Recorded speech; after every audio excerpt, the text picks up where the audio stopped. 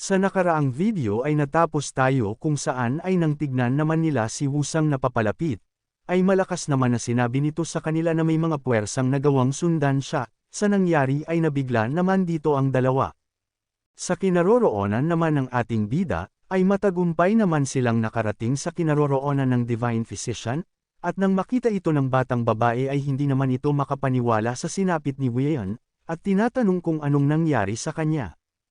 Hindi naman sumagot dito si Jiang Qirin at nagmakaawa na iligtas nila ang buhay ng kanyang kasama. Sa isip naman ng Divine Physician ay napansin nito ang ating bida na mukhang naubusan na ng kanyang lakas, at mukhang isang bangkay na ang idinala niya sa kanya, kaya naman ay mabilis na sinabi nito na agad na niyang ipasok sa loob si Wei.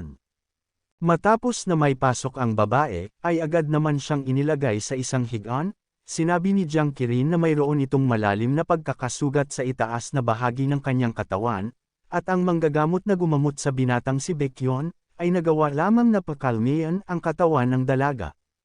Napasabi naman ng Divine Physician na mukhang ang estudyante ng Lunatic Physician ang tinutukoy nito, kaya naman ay mas mainam na masuri niya muna ang katawan ng dalaga.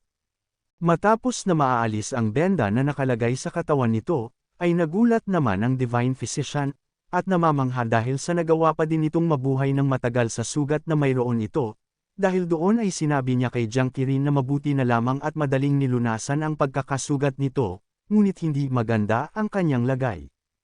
Napatanong naman si Jiang Qirin na kung hindi pa ba sapat ang dalawang life-saving elixir na nagamit niya dito. Hindi naman siya sinagot ng Divine Physician at napasabi na lamang na mukhang ito ang dahilan kung bakit puwersahan pa din itong nabubuhay. Napasabi naman si Jiang Qirin na dahil sa ito ay hindi nalason hindi kagaya ni Baekhyun, ay sa tingin niya na mas magiging mabuti ang lagay ni Wei,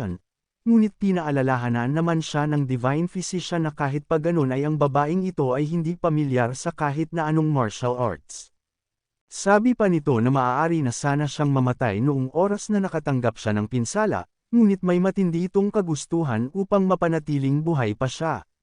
Sa nangyari ay natigilan naman dito ang ating bida, at napatanong kung mayroon pa bang ibang paraan na kanilang magagawa upang mailigtas lamang siya, na sinagot naman nito na ang isang manggagamot ay kung sino na sinusubukan lamang na gawin ang kanyang makakaya upang makatulong sa pagpapagaling ng pasyente. Ngunit ang ibalik ang patay sa muli nitong pagkakabuhay, ay maaaring isang paglabag sa kagustuhan ng kalangitan. Sa narinig naman na ito ng ating bida, ay hindi naman niya napigilan ang magpalabas ng malakas na aura, at habang nangyayari ito, ay bigla naman na natigilan ang Divine Physician, maging ang dalawa sa di kalayuan, kaya naman ay napapatanong siya na kung sino naman ang taong ito upang magawang makapagpalabas ng nakakatakot na aura. Sa kabilang banda naman sa lugar kung nasaan ang mga kapatid sa squad ni Jiang Qirin, ay napasabi naman si Jingo na ang mga ito ay nagawa na silang maabutan, dahil sa pagkakakitang ito, ay agad na din silang nagsipaghanda, at sinabi na ang mga ito ay halos nasa 20 maliit na kabalyero. Dagdag pa ni Wuna na kung 20 kabalyero lamang ay magagawa nilang kaharipan sila, ngunit kung ang mga miyembro ng Three Great Skies ay isa sa mga ito, ay kailangan nila na mag-ingat. Napasabi naman dito si Wusang na kung isa nga sa mga ito ang Three Great Skies ay magagawa nilang mapatamba ito, ngunit kung higit sa dalawa, ay kailangan na nilang tumakas. Matapang naman na sinabi ni Jingo na bakit naman sila tatakas, dahil gagamitin na nila ang oportunidad na ito upang masukat ang kanilang mga kakayahan. Masayang sinabi naman sa kanya ni Wusang na noong nakaharap nila sila ay maaaring mangyari iyon. At tinanong kung hindi ba niya naalala kung gaano siya napinsala noon, dagdag nito na naiintindihan niya ang kanyang labis na kagustuhan sa bagay na ito, ngunit kailangan nilang maging matalino, dahil kung ang dalawa sa Three Great Skies ay kasama ng mga ito, ay hindi magiging sapat ang bilang nilang tatlo upang kaharipan sila, dagdag ang mga napakadaming mga sundalo sa kanilang panig, tiyak na hindi sila mananalo. Dahil dito ay napasabi naman si Wuhan na sa ngayon ay kailangan muna nilang sukatin ang lakas ng kanilang mga kalaban, at ay depende kung isa ba sa mga ito ang Three Great Skies o hindi, ay doon pa lamang nila pagdedesisyonan kung magsasagawa ba sila ng pag-ambush sa mga kasunod nito o hindi. Sa nangyari ay sinang-ayunan naman ito ni Jingo, pati na din ni Wusang. Kaya naman ay habang papasugod ang mga ito sa kanila, ay kitang-kita naman ang kagustuhan ng mga sundalo ng Keshak na paslangin sila, at nang makalapit ang mga ito, ay napasabi naman ang tumatayong pinuno na matagumpay nilang nakita ang kanilang hinahanap, ang Floating Wind Sword, ang Battle Demon, at pati na din ang Phantom Strategist. Kaya naman dahil dito ay malakas nitong inutos sa kanyang mga kasama na agad silang paslangin, na mabilis naman na sinang-ayunan ng iba. Sa nangyari ay napasabi naman si Wuna na sa tingin niya ay ang mga ito ay mga mandirigma na nasa level 100, na mayabang naman na sinabi ni Jingo na kung ganun ay sisiw lamang ito, dahil sa siya ay nasa level 1000 na, kaya naman ay wala na siyang pake sa bagay na iyon. Kaya naman habang papasugod na din ang tatlo ay sinabi ni Wuna na hindi niya alam kung magandang desisyon ba ito o hindi dahil sa wala naman dito ang Three Great Skies, ngunit kailangan nilang tapusin na ito ng mabilis. Matapos ay inutos nito na hahatiin nila ang kanilang grupo sa tatlo, na sinang-ayunan naman ni Wusang, at sinabi na kung ganun ay magpapabilisan silang tapusin ang kanilang mga kalaban, na nasa sabik naman na sinang-ayunan ni Jingo. Kaya naman nang magawang makalapit sa kanyang harapan ng mga kalaban, ay walang awa naman niyang winasiwas ang kanyang sandata, at matapos ng ilan pa, ay napasabi naman siya na nag-uumpisa na siyang ganahan. Sa kabilang banda naman, nabigla naman ang isa dahil sa nakita niyang kakaibang sandata na papalapit sa kanya, at sa isang saglit lamang ay agad siyang nawala ng kanyang ulo, gawa ng lumilipad na pamaypay ni Wusang, at matapos ay sinabihan niya ito na kung anong lakas ng loob niyang lapitan siya. Nang napalingon naman ito sa isang banda, at nakitang madali lamang na tinalo ni Wuna ang kanyang mga kalaban, at matapang na sinasabihan ang mga ito na magsabay-sabay na sila sa kanilang pagsugod, sa nangyari ay bigla na lamang na napahinto ang dalawa dahil sa nakaramdam sila ng labis na pagkatakot. Sa kinaroroonan naman ng ating bida sa lugar ng manggagamot, ay habang nagpapalabas ng nakakatakot na aura sa buong paligid, ay mahinang sinabi naman nito na masyado siyang nadidismaya sa sinabi ng Divine Physician sa kanya. Nang napasabi naman ito na sa tingin niya ay kailangan niyang kontrahin ang tadhana. At sinabi na mayroon pang paraan upang mailigtas ang dalaga, kaya naman ay alisin na nito ang kanyang nakakamatay na aura sa paligid. Ngunit galit naman na sinabi ng ating bida na mayroon palang paraan, ngunit itinatago niya ang patungkol doon sa kanya, na sinagot naman ng manggagamot at sinabi na ito ay dahil sa ang pamamaraan na iyon ay hindi magagarantiya ang kanyang muling pagkabuhay, at mataas ang tiyansa na mabaigo lamang kumpara sa magtagumpay. Sabi pa nito na gamit ang bagay na ito ay masisigurado na hindi siya mamamatay. Ngunit hindi niya alam kung magagawa ba niyang maibalik siya sa dati, bukod doon ay palagi niyang ginagawa ang lahat ng kanyang mga makakaya upang mailigtas lamang ang kanyang mga pasyente, at ipinangako din niya na hindi niya paglalaroan ang kanilang mga buhay gamit ang mga pag-eksperimento, ngunit dahil sa nais naman niyang gawin ang lahat ng maaaring magawa ay gagawin na lamang niya ito, na marahan naman na sinang-ayunan ni Jiang Qirin. Dahil dito ay agad naman niyang kinuha ang kanyang mga karayom, at inumpisahan na ilagay sa mukha ng dalaga, sa kamay, at sa iba pang parte ng katawan nito. Nang matapos na mailagay ang lahat ng karayom, ay sinabi ng manggagamot na ang mga tao ay ang mga nilalang na nag-uubos ng kanilang mga life force upang mabuhay, at mula ng kanilang pagkasilang, ay ang mga ito ay nabuhay sa mundo ng punong-puno ng life force, at matapos ng kanilang pagkasilang, ay ang kanilang mga life force ay unti-unting nauubos na parang isang fuel na nasusunog sa loob ng isang lampara upang makagawa ng liwanag, at ito ay kung papaanong tumatanda ang mga tao at namamatay. Sabi pa nito na ang paghinga ay ang pangunahing dahilan kung bakit nauubos ang kanilang life force, kung gaano kabilas at kahirap ang paghinga ng isang tao, ay ganun din kabilas na nauubos ang kanyang life force. Napatanong naman ang ating bida na kung ganun ay ano na ang estado ngayon ni Weian. Sabi nito na pinabagal niya ang kanyang paghinga. Kasama na din ang kanyang 5 viscera, ang 6 na entrails, at maging ang paggana ng buo nitong katawan. Sabi pa niya na maging ang pagkonsumo nito ng kanyang life force ay pinabagal niya din ng 5 beses. Ngunit gamit lamang ang mga ito, ay hindi magiging sapat upang mailigtas siya.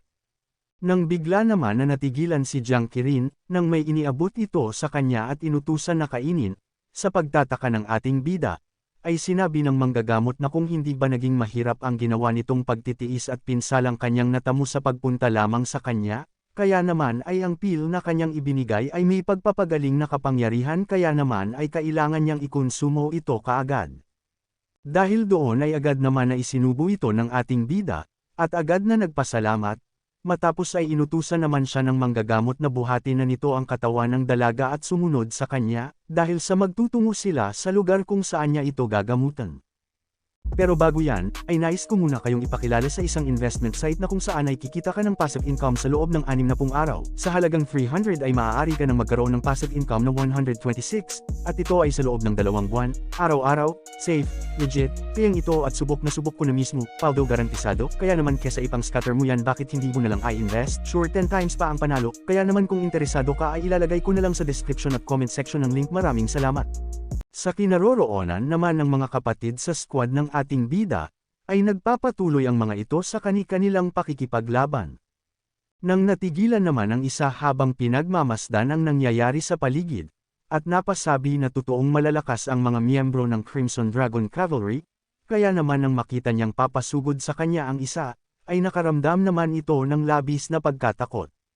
Nang bigla naman nitong narinig ang kanyang kasama na ang kanilang general, ang Blue Wolf, ay ipaghihiganti naman sila, kaya naman ang sumugod ang mga ito ay mabilis lamang siyang pinaslang ni Jingo sa isang pagwasiwas lamang ng kanyang sandata, at sa kabilang banda naman, ay nang makipagsabayan si Wuna sa isa sa mga ito, nang matapos niyang wakasan ang kanyang buhay, at sabihin na ang kanilang general ay susunod din sa kanila, ay bigla naman itong natigilan, at may napansin na kung ano sa kanyang kamay.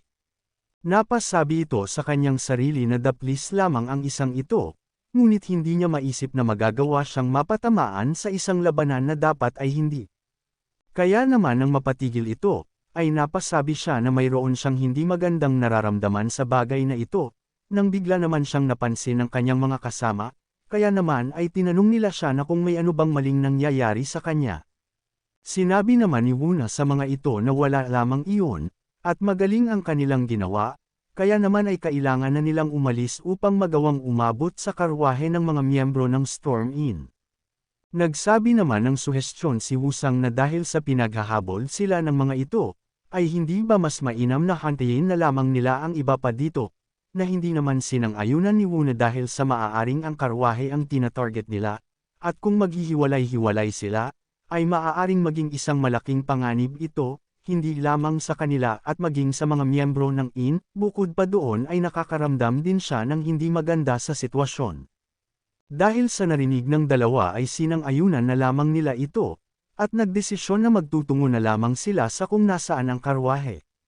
Makalipas naman ang insidenteng ito, ay sinasabi ng isa sa tagapag-ulat ng mga humahabol sa mga ito, na ang kanilang 17th unit na sumusubaybay sa 7th District sa labas ng syudad ng Hangzhou ay nagawang mapaslang lahat, kaya naman ay sinabi ng namumuno na silang mga Keshak Guardian Squad ay ngayon ay dederecho na sa 8th District.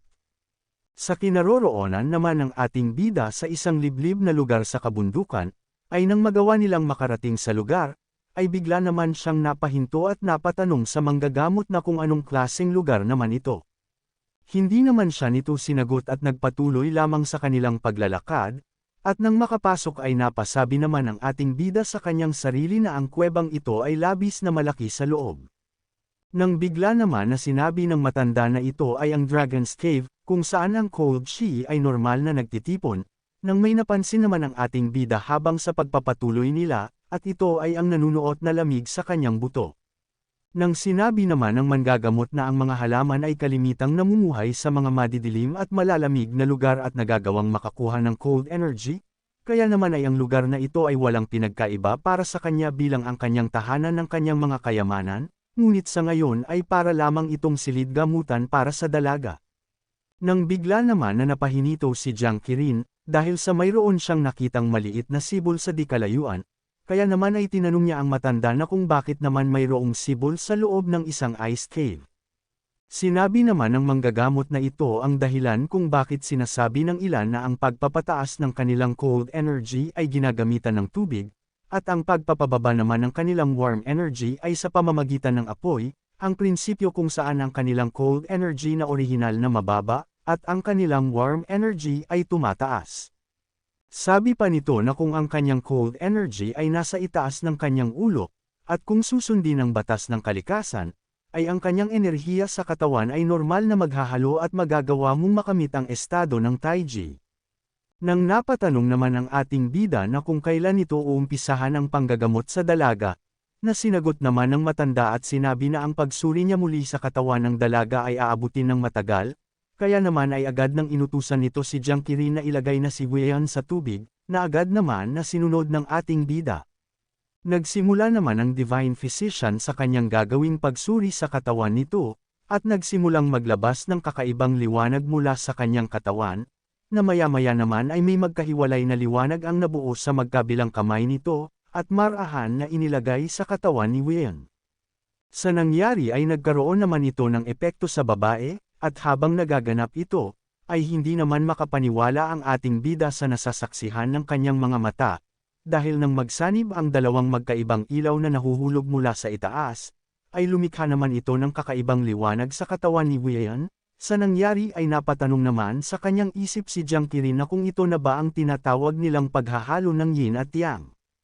Sa kabilang banda naman, sa kinaroroonan ng iba pa nitong mga kapatid sa cavalry squad, ay nagpatuloy naman ang panghahabol ng mga puwersa ng Keshak sa mga ito, upang mapasabi si Wuna sa kanyang isip na wala pang 2 oras matapos nilang samahan ang mga miyembro ng Storm Inn, ay mayroong mga puwersa agad ang nagawang makadikit sa kanila, ngunit hindi kagaya kanina, ay ang mga ito ay mukhang alam na kung saan ang ruta na kanilang tatahakin.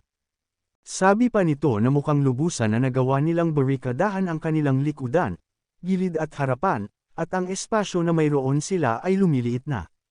Sa isang banda naman sa malapit, ay nang makakuha ito ng tamang pagkakataon, ay hindi na siya nagdalawang isip pa na magbigay sa mga ito ng isang pag-atake gamit ang palaso, at nang patungo na ito sa kanilang kinaroroonan, ay mabilis naman na naramdaman ito ni Wuna, upang mabilis na i-alarma ang lahat. Sa nangyari ay tumama lamang ang mga ito sa gilid ng karwahe, nang may napansin naman si Jingo, at sinabi kay Wuna na mayroong 5 sa mga ito ang nagmumula sa kanan, kaya naman napasabi si Jingo na ang mga ito ay siya na ang aasikaso. Dahil dito ay agad naman siyang sinugod ng mga ito, na masaya naman na sinalubong ng binata, at habang nagbibigay ng mga matagumpay na pag-atake, ay tinatanong niya ang mga ito na kung anong lakas ng loob nilang sagudin siya. Nang napasigaw naman si Wusang at sinabi na mayroon pang 3 sa kanilang kaliwa, at mukhang nais din nilang mapahinto sila, ngunit sinabihan naman siya ni Wuna na sinusubukan sila ng mga ito na ipunta sa iisang direksyon, kaya naman ay sinabi nito na susubukan niyang pahintuan ang mga ito, at magpatuloy lamang sila. Dahil dito ay matapang na hinarap ito ni Wuna, at matagumpay na pinaslang, ngunit nang magawa niyang atakehin ang mga ito, ay may malakas naman na pag-atake ang lumagpas sa kanyang malapit, at nagawang mawasak ng bahagya ang karwahe sa kanyang likudan. Sa nangyari ay napasabi siya na ang isang iyon ay isang iron arrow, nang napalingon naman siya sa isang dako, at nakita ang isang miyembro ng Three Great Skies na akmang muling aatake sa kanila.